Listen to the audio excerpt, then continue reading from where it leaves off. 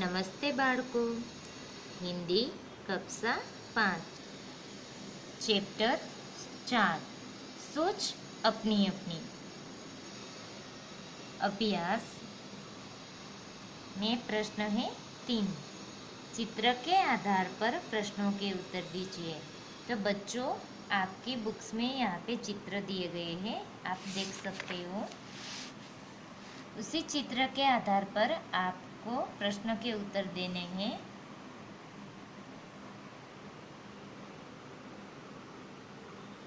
तो बच्चों, हम चित्र के आधार पर पहले स्टोरी यानी वार्ता सुनेंगे। प्रश्न 3, चित्र के आधार पर वार्ता लेखन। वार्ता का नाम है टोपी वाला व्यापारी। एक व्यापारी था, वो टोपियाँ बेचने का व्यापार करता था। उस व्यापारी के पास अनेक प्रकार की टोपियाँ थी।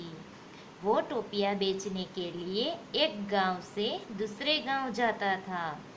एक दिन व्यापारी दूर के गांव टोपियाँ बेचने जाने के लिए तैयार हुआ। व्यापारी ने एक टोकरी में से सारी टोपियाँ रखी और टोकरी अपने सिर पर रखी। एक व्यापारी था એટલે એક વેપારી હતો, वो टोपियों बेचने का व्यापार करता था એટલે તે ટોપિયો વેચવાનો व्यापार अथवा धंधो करतो હતો। उस व्यापारी के पास अनेक प्रकार की टोपियाँ थी। તે व्यापारी पासे जुदा जुदा प्रकारनी टोपियों हती। वो टोपियाँ बेचने के लिए एक गांव से दूसरे गांव जाता था। તે ટોપીઓ વેચવા માટે એક ગામથી બીજે ગામ જતા હતા। एक दिन व्यापारी दूर के गांव टोपियाँ बेचने जाने के लिए तैयार हुआ। एक दिवस व्यापारी दूर गामड़े टोपियाँ वेचवा माटे तैयार थया। व्यापारी ने एक टोकरी में सारी टोपियाँ रखी और टोकरी अपने सिर पर रखी। એટલે व्यापारीए एक सुंडलाમાં बधी टोपियों राखी અને તે સુંડલો પોતાના માથા પર રાખ્યો। व्यापारी जल्दी चलने लगा। दोपहर हो गई, इसलिए वो आराम करने के लिए एक पेड़ के नीचे रुका। व्यापारी अपने सिर पर रखी हुई टोकरी जमीन पर रखकर वो पेड़ की छांव में आराम करने लगा। तभी पेड़ पर रहने वाले बंदरों को एक शरारत सूझी और बंदर पेड़ पर से नीचे उतरे। व्यापारी की टोकरी में से टोपियाँ लेकर वापस पेड़ पर चढ़ गए। व्यापारी जल्दी चलने लगा। व्यापारी छे ते झड़पथी चालवा लाग्यो। दोपहर हो गई, इसलिए वो आराम करने के लिए एक पेड़ के नीचे रुका। બપોરનો સમય થઈ ગયો હતો, તેથી તે આરામ કરવા માટે એક ઝાડની નીચે ઊભા રહ્યા। व्यापारी अपने सिर पर रखी हुई टोकरी जमीन पर रखकर वो पेड़ की छांव में आराम करने लगा। व्यापारी પોતાના માથા પર રાખેલો સુંડલો જમીન પર રાખી અને તે ઝાડવાની શીતળ છાયામાં આરામ કરવા लाग्या। तभी पेड़ पर रहने वाले बंदर को एक शरारत सूझी और बंदर पेड़ पर से नीचे उतरे। ત્યારે જ पेड़ पर रहता वांदराओने एक मस्ती सूझी અને તે वांदराओ पेड़ એટલે ઝાડવા પરથી નીચે ઉતર્યા।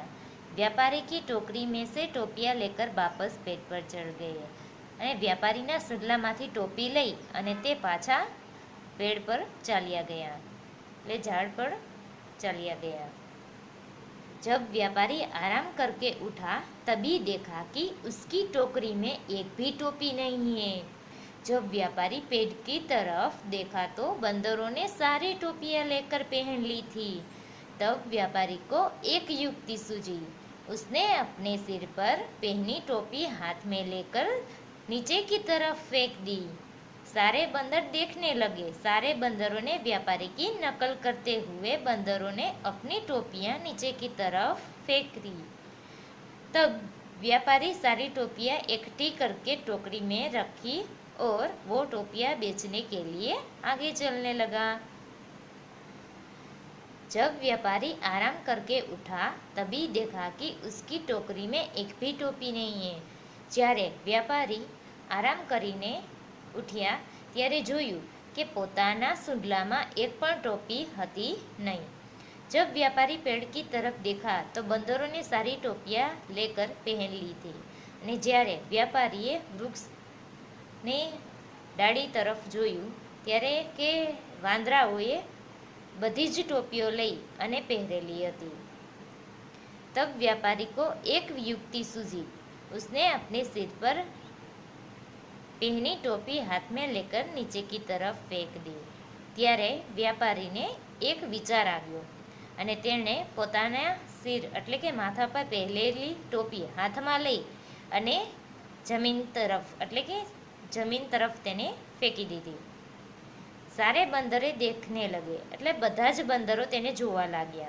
सारे बंदरों ने व्यापारी की नकल करते हुए बंदरों ने अपनी टोपियां नीचे की तरफ फेंक दी। અને બધા જ બંદરો વ્યાપારીની નકલ કરવા લાગ્યા અને બધા વાંદરાઓએ પોતાની ટોપી છે એ નીચેની તરફ એટલે કે ઝાડ પરથી તેને ફેંકી દીધી।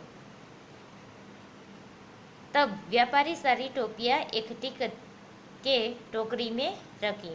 અને ત્યારે જ વ્યાપારી છે એ બધી જ ટોપી હતી તે એને એકઠી કરી એટલે ભેગી કરી લીધી અને પછી એ ટોપી છે તે પોતાના સૂંઢલામાં પાછી મૂકી દીધી। और वो टोपियां बेचने के लिए आगे चलने लगा। અને ત્યાર પછી તે ટોપિયા વેચવા માટે આગળ ચાલવા લાગ્યો। તો બાળકો આ વાર્તા પરથી આપણે પ્રશ્નના ઉત્તર આપવાના છે।